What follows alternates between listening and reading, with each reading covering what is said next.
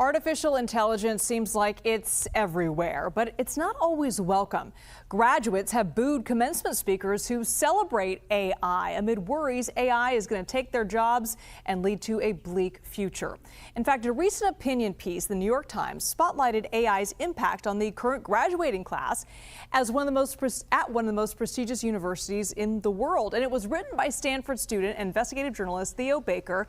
Theo is also the author of a new book, How to Rule the World, an Education in Power at Stanford University.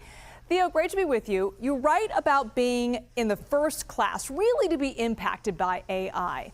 Was there ever a conversation about its fair use, plagiarism in any of these classes? And I'm curious, this is a two-part question. Do the lines blur when so much of the focus on these classes, especially at Stanford, is on AI, how to build it, how to run it?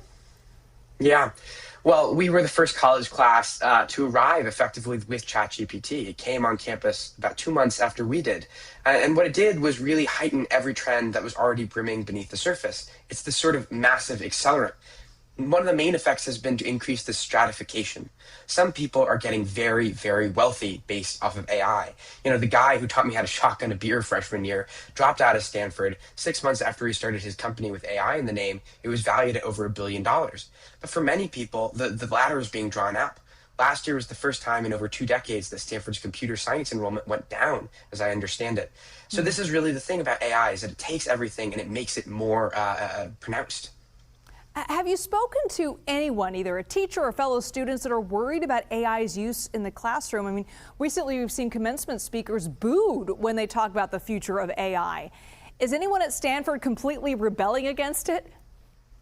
Absolutely. I think everyone recognizes the danger that AI poses to certain facets of education, particularly when, doing your own thinking is a big part of the intellectual labor that goes into your formative college years.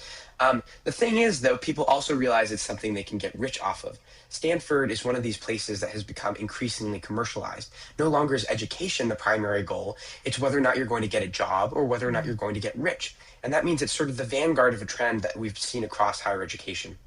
Yeah, you talk about how Stanford already has kind of a shaky representation for integrity. You mentioned well-known graduates currently serving prison time. Now you say that using AI to cheat is everywhere at Stanford. Everyone is doing it. In fact, you cite a stat that in your junior year, 49% of the 849 computer science majors who responded to an annual campus survey said they would rather cheat on an exam than fail. Is this a problem with AI, or is this a problem with Stanford? Well, again, this is AI as an accelerant that makes it so much easier to cheat and to deceive and to be rewarded for it. I chronicle this very much in depth in the book, that there has taken hold a culture in which cut corners are the thing that will get you ahead. That they are taught implicitly, these insider groups who are going to rule the world as the next tech masters of the universe. They're taught that getting ahead means winning at any cost, that it means just a little bit of fraud, in the immortal words of one of my classmates. And that, I think, is where we see AI as a sort of tool that allows for this trend, again, that was already there before, to become so much bigger of a problem. Again, your book is called How to Rule the World, an Education in Power at Stanford University. And it was really about your reporting for the school paper about the then president of Stanford's research misconduct, which eventually led to his resignation. And to your point, you say Stanford's run more like a big business. You're about to graduate from Stanford in about a month. Does your extensive reporting on this prestigious university in any way tarnish that diploma that you're going to get? Look, Stanford is a complicated thing. It's not a single institution at this point. It's a place with a budget higher than 116 countries. So there are great professors, there are great students, there are great innovations happening every single day on campus. And yet there is also this downside, this culture of fraud enabled by the Faustian bargain that Stanford has made with Silicon Valley, that has allowed it to reap its billions of dollars in rewards, and also allowed for this move fast and break things culture to take hold in absurd and remarkable fashion on campus. So if you talk to, a 17-year-old Theo Baker, would you still go to Stanford if you had the opportunity again?